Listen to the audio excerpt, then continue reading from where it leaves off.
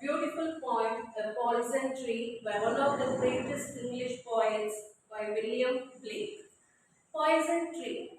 What is the theme of this poem? It's based on how we manage anger in our life. Anger is just one of the human emotions. Like we have happiness, sorrow, laugh, cry. So just like that, anger is also one of the human emotions.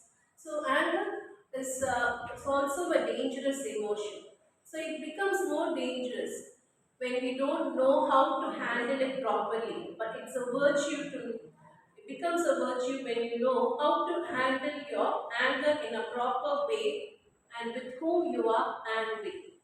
If you control your anger and suppress it within yourself, then it not only affects you, but it also affects the people who are around you.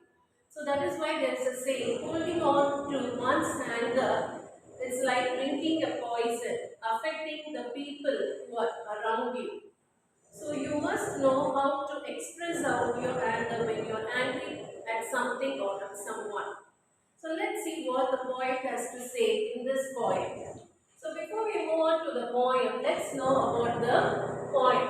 William Blake was an English poet, and he was not only a famous poet, he was also a famous painter and printmaker.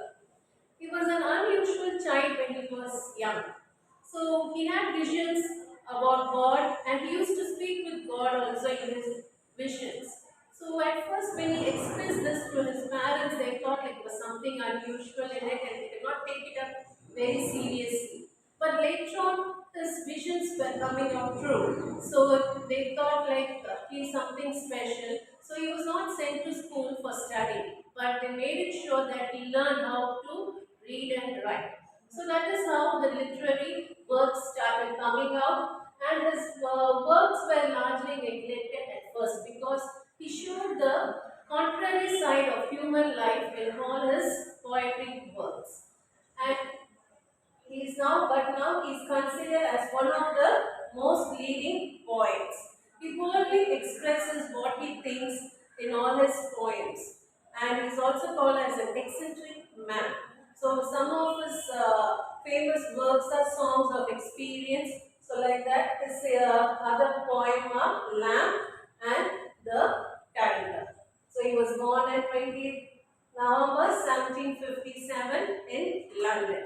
So mostly he has his poems reflecting the contrary side of human life. Now let's move on to the poem,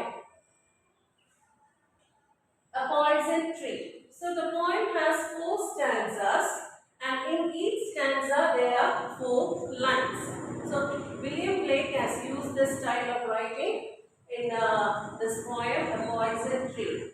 So now let's see the meaning of each stanza. What is the poet trying to say us through his poem?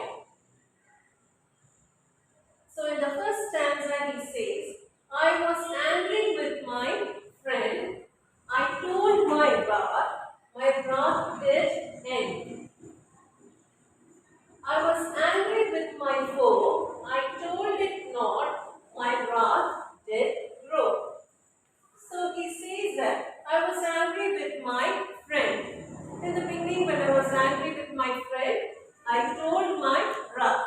Wrath means anger. So there's a difference between angry and anger. So anger is a kind of action, and anger is the feeling that you express it. So anger. So I told my wrath, my resentment, my anger. I expressed to my friend immediately when I was angry with him. I shouted at him. Whatever it was, I expressed it. I did not keep it myself. My wrath did end, and with that, my anger got resolved.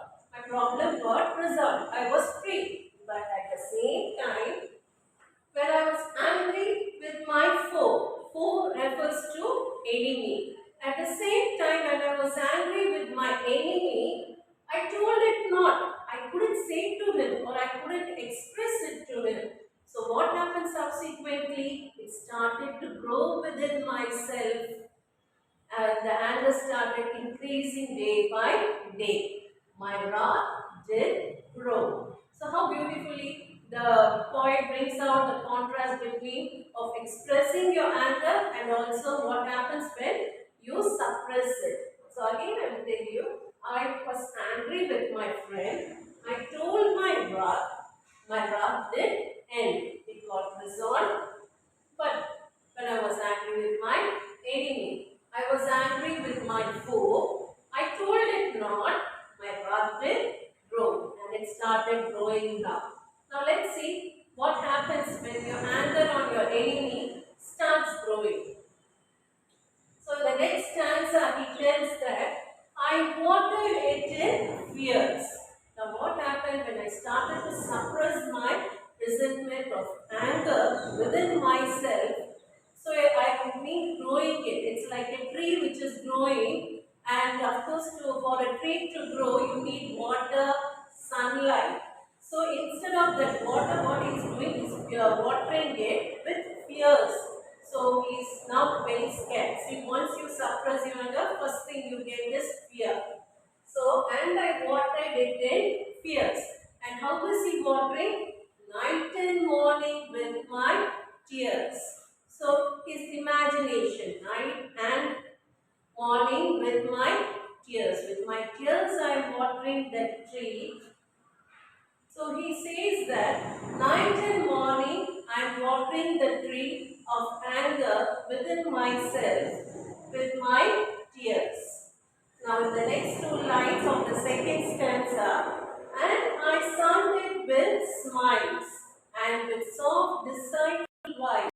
And sun day, what do you mean by sun? As I told you, for a tree to grow, you need water and sunlight. So, for giving sunlight, I am just giving it smiles. With my smile, I am just giving the sunlight to the tree. And how was that smile? With soft, deceitful vibes. What does that mean is that when you don't like someone, you don't happily give out your smile. Instead of that, you give a smile which is like of whether you don't like that smiling at them, or just for the sake of smiling you just give them a small smile. So that is called as soft deceitful wiles.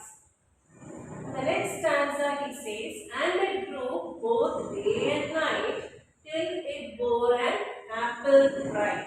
So now the tree has grown both day and night after watering it in the tears of the poet and sunning it with the smiles, deceitful smiles. It has grown both day and night, and now it has started to give forth the fruit. Now, how is the fruit being explained here? To an apple.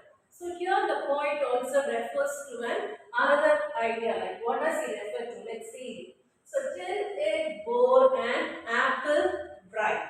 So now the fruit of the tree has come up. And my foe beheld it shine, and he knew that it was mine. So now the poet's enemy knew very well that the anger has come to an extreme level. So it's going to be bursted out, and he doesn't know what is the effect of just suppressing it. It has been suppressed for many days, and it's become like a poison within himself, and it has grown out like a tree. Finally the fruit has come. Now the enemy knew all this. After knowing all this, now he is trying to come and testify the anger. So he is telling, the poet is giving an imagination, creating an imagery over here, like, and my foe beheld it shine. So try to imagine that the poet's enemy is coming to steal the fruit from the tree, and he knew very well this fruit belongs to the poet. So that is the meaning of these two lines. And the last stanza of the poem, and into my garden stole, when the night had veiled the cold. So as I told you earlier, now the fruit over here is the apple. So why does the poet use the apple over here as a, just telling it as, remarking it as a, symbolizing it like a anger. We all know that Adam and Eve was being testified, was being punished because of tasting fruit from the After they had that fruit, they knew they had committed sin and they were thrown out of the garden. So that apple which they took it from the devil telling that after you eat this fruit, you will know which is good and bad. So after they took that apple, they were punished for what they did, as God had told them not to eat the fruit of the tree of wisdom of good and evil.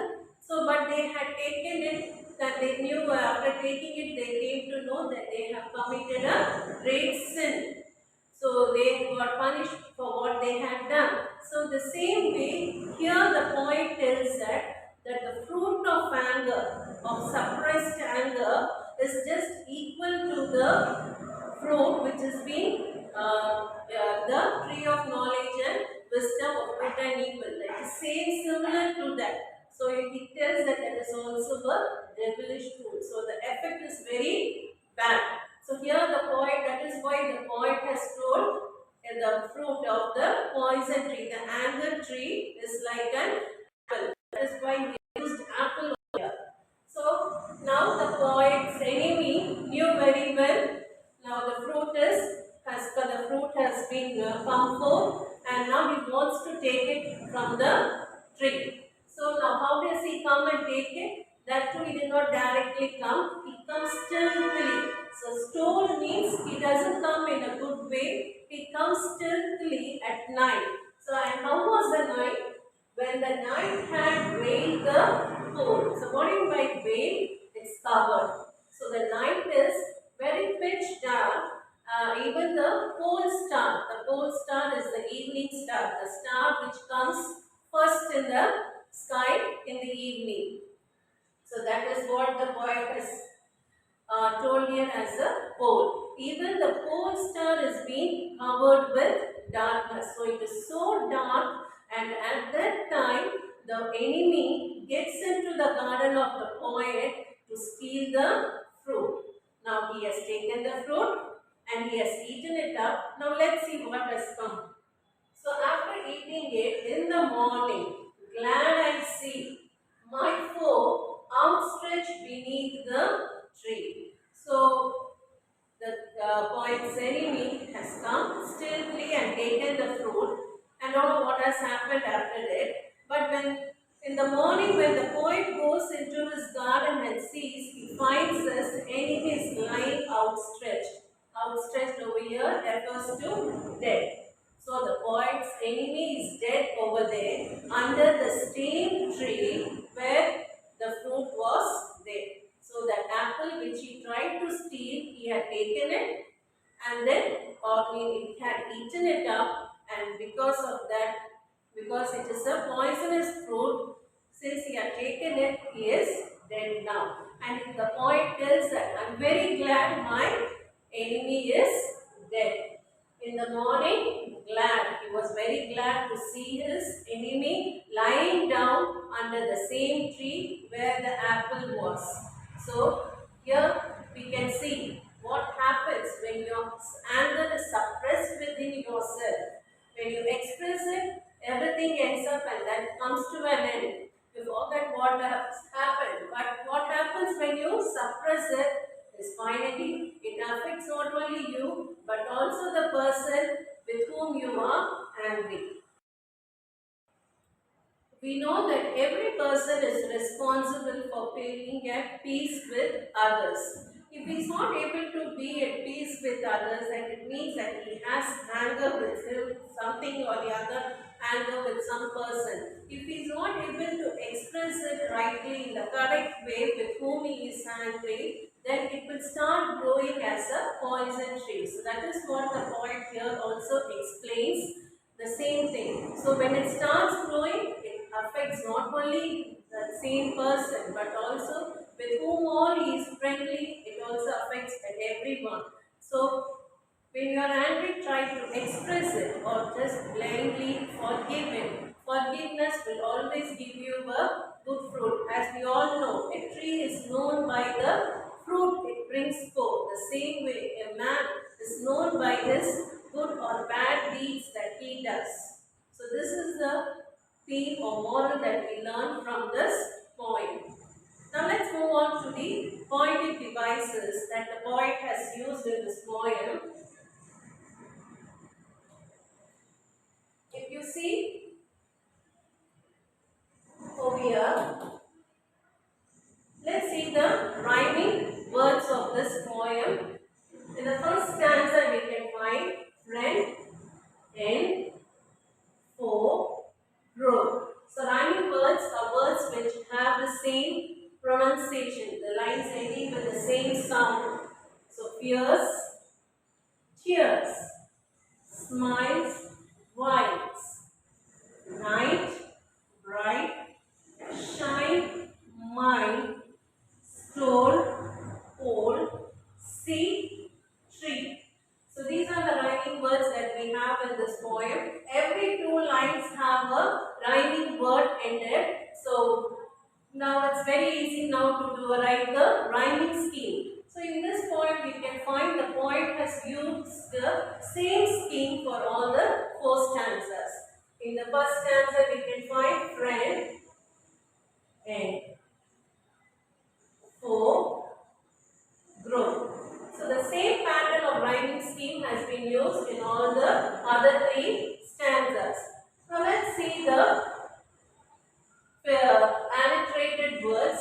In the second stanza, and I sun it with smiles. So you can see sun. So alliteration words.